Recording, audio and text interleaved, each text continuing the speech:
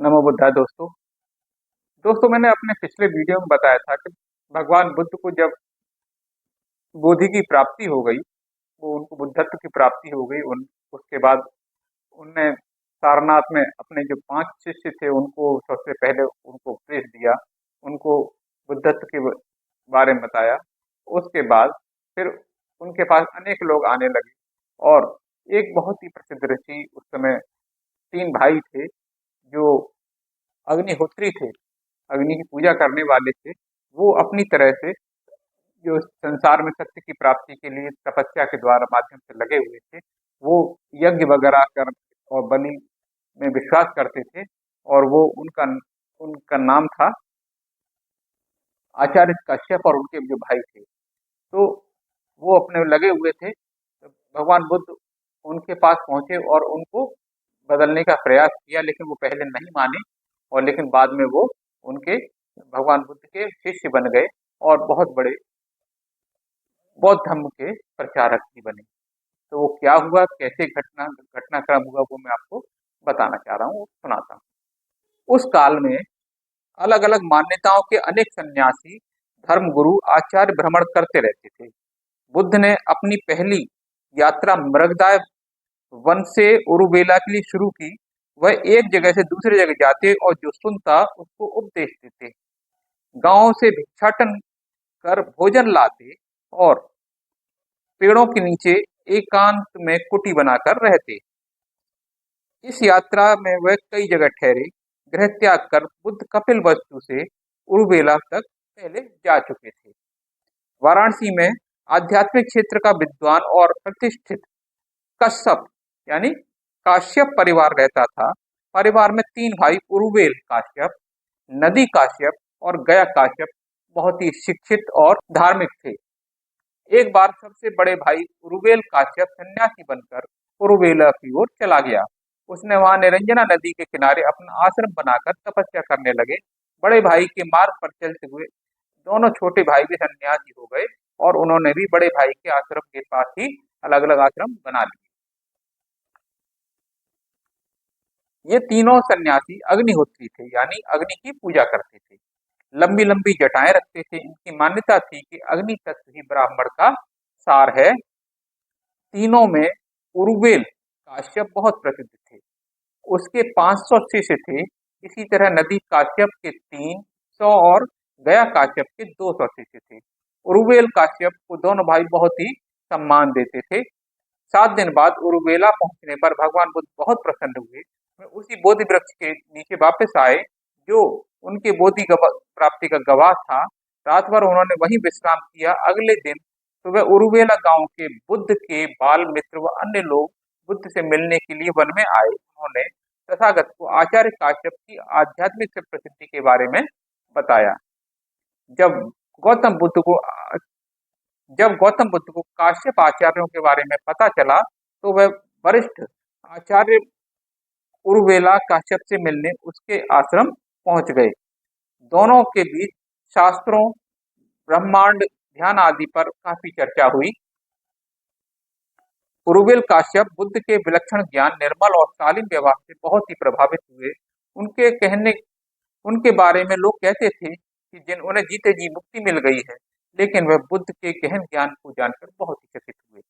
रात होने पर बुद्ध उरुवेला काश्यप से बोले, आचार्य काश्यप, यदि आपको असुविधा न हो तो रात में आपके आश्रम में ही रहना चाहता हूँ।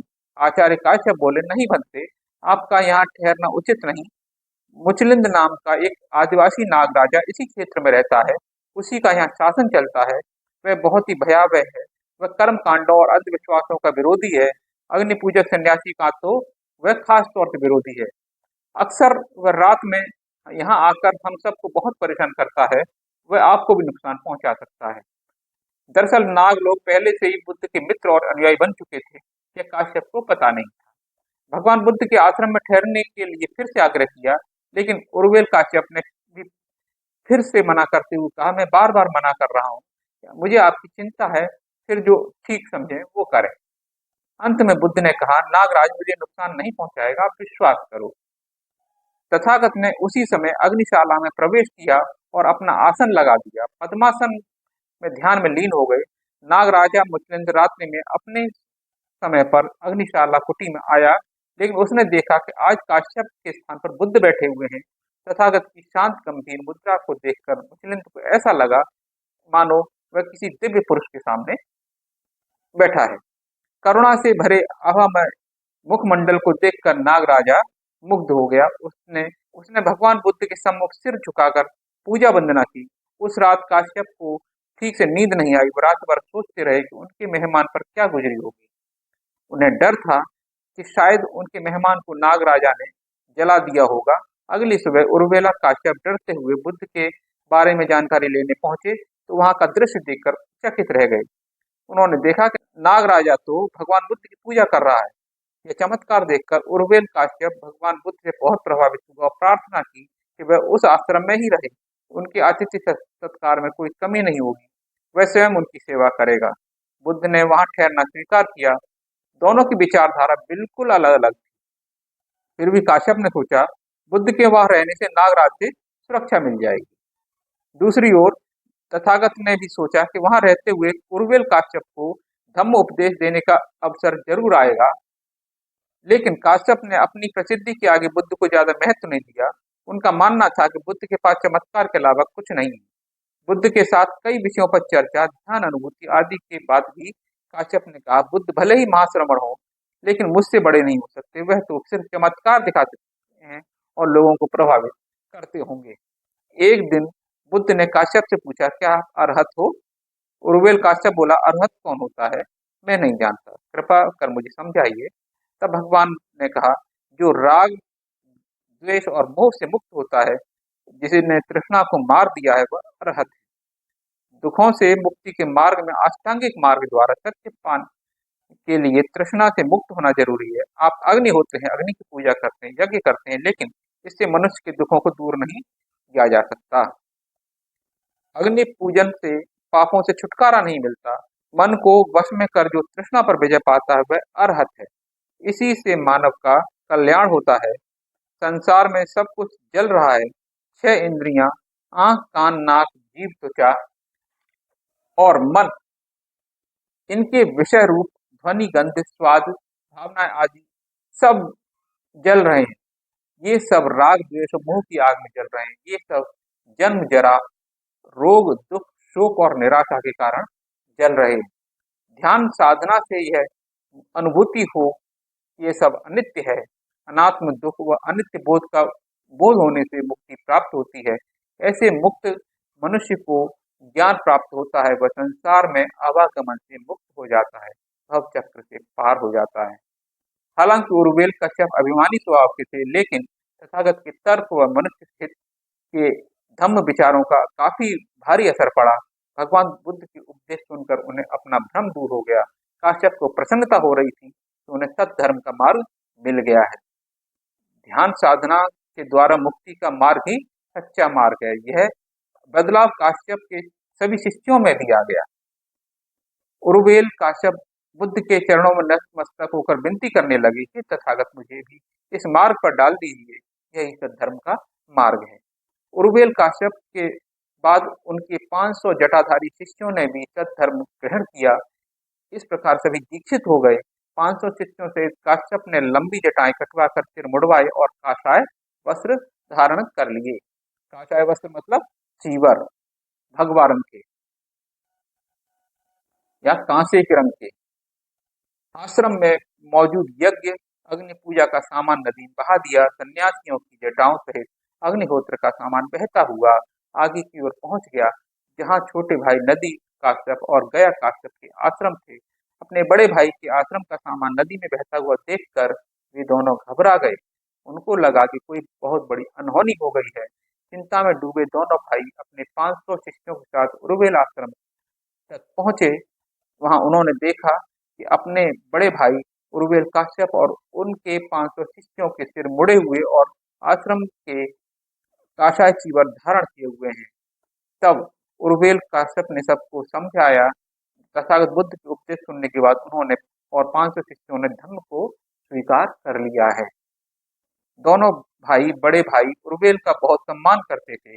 दोनों ने भी तय किया कि वे इसी मार्ग का अनुसरण करना चाहते हैं।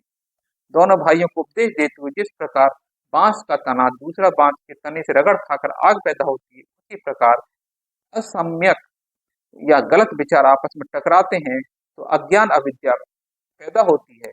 काम, क्रोध, मोह, राग, द्वेष ये अविद्या की ऐसी अग्नि है जिससे प्रज्ञा भस्म हो जाती है, और प्रज्ञा न होने से सही गलत या भले बुरे का पहचान नहीं कर पाती। मनुष्य दुखी रहता है, इसलिए संसार से दुखों की मुक्ति अविद्या के नष्ट होने से ही संभव है। दोनों भाई और उसके शिष्यों ने भगवान बुद्ध की धम्म देशना सुनी तो वे धम्म की शरण में आ गए, भिक्षु बनकर संघ में प्रवेश किया। इसके साथ ही बुद्ध की यह प्रथम यात्रा में ही संघ तेजी से फैलने लगा।